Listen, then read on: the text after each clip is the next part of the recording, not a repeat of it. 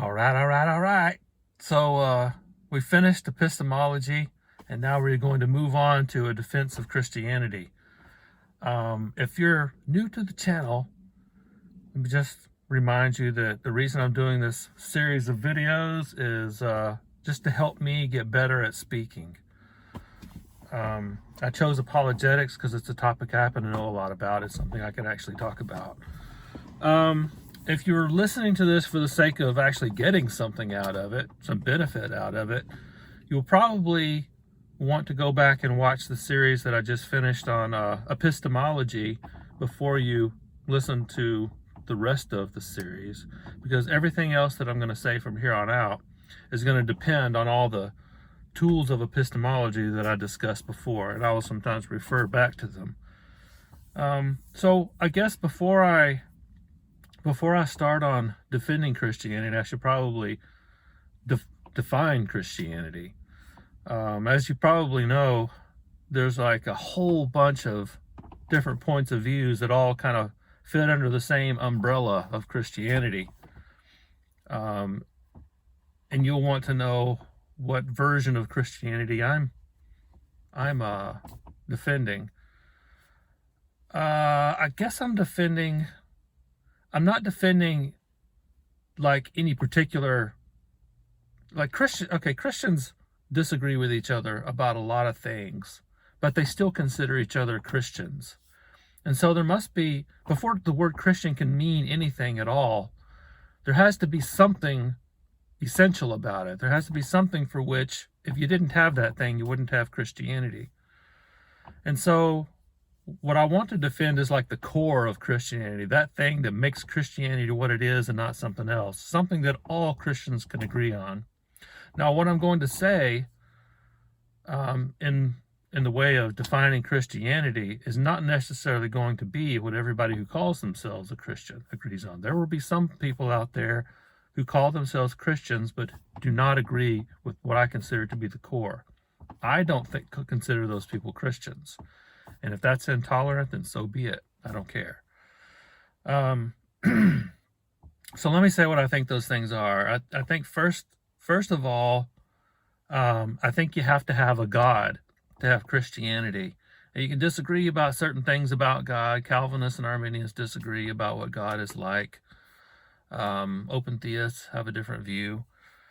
Trinitarians and Unitarians have a disagreement. But I think at a bare minimum, God is the creator of the universe, and he's also the ruler or the master or the Lord, the king of the universe or whatever. So he's a non-physical being. Mormons will disagree with that. He's a non-physical being because he created everything that's physical. So God is basically the creator and ruler of the universe. So I'll leave it at that.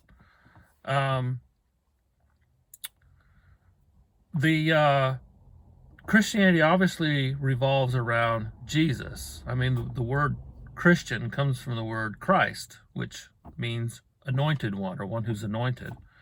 And Christians mean something specific about that I'm going to get into detail later on.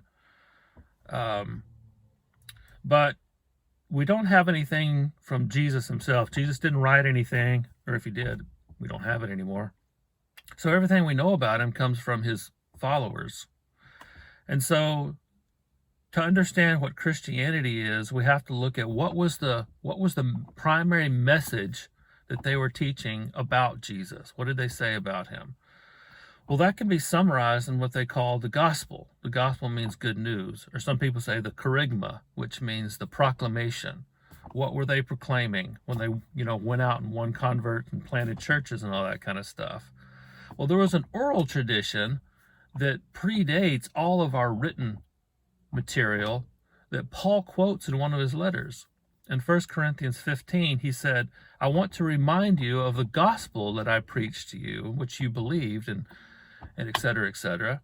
And then he quotes this oral tradition, and we know it's an oral tradition because of the way he presents it. He says, what I received, I passed on to you. He uses this technical language that you can find in rabbinic literature for passing on oral tradition. And he does this twice in the letter of 1 Corinthians, one he does in chapter 11. But this one's in chapter 15. He's giving the bare bones of the gospel, the proclamation that the apostles were teaching. And later on, after he presents this gospel, or reminds them of this oral tradition, he says, "So you believe," or "So we taught, and so you believed," or something like that. And what he meant by "we" is he's referring to all the other apostles too. He's referring to the apostles in Jerusalem, like Peter, James, and John. In the book of Galatians, he says he personally went there to discuss the gospel with them, and he met with Peter.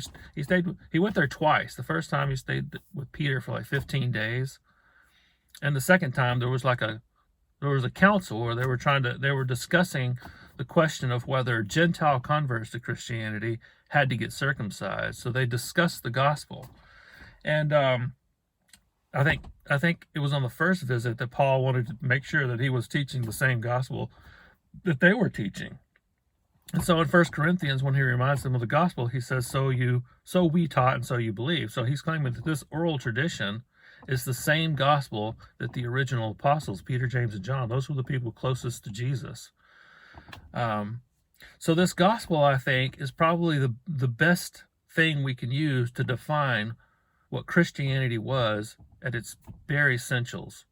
And what it says is that Christ died for sins, that he was buried, and that he was raised on the third day. He says, according to the scriptures.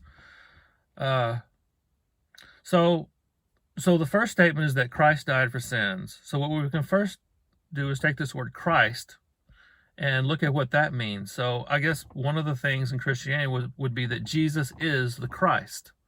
And Christ means anointed one. And basically this is a fulfillment of God's promise to always have a man on the throne of David. And so a Christ, in the Christian sense, I mean, the word can also apply to prophets, to priests. There's other uses of the word. But the primary meaning in the Christian sense, and I will defend all this later. This video, by the way, I'm not trying to defend Christianity. I'm trying to derive a definition for Christianity so that we'll know what it is that we have to demonstrate in order to say that we have demonstrated that Christianity is true. So to demonstrate Christianity is true, we have to demonstrate that there's a God, that Jesus is the Christ, and it also says that Christ died for sins. A sin is a violation of a moral standard. And so there has to be such a thing as right and wrong. There has to be morality. And since God is the one who rules the universe, he's the commander-in-chief or whatever, he's the king, he makes the rules. And so to say that there is such a thing as right and wrong is to say that God imposes moral obligations on us. And for Jesus to have died for our violation, we have to have violated these things. So, okay, so also Jesus was raised from the dead. And this makes sense because if Jesus was not the Christ, or if Jesus did not rise from the dead, then there would be no reason to think that he was the Messiah, because after all, there were a lot of people in the first century who claimed to be the Messiah, and as soon as they died, it's like, well, I guess he's not the Messiah. He didn't do everything the Messiah was supposed to do. And I'm going to talk about that later on. So there are 7 things. There's a God.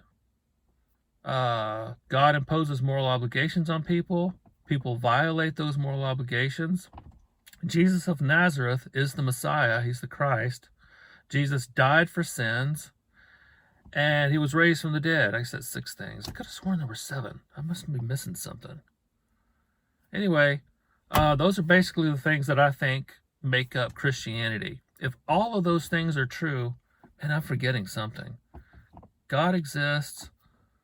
He imposes moral obligations on us. We violate those moral obligations. Oh, I remember. God holds us accountable for our violations of those things. In other words, there's a judgment.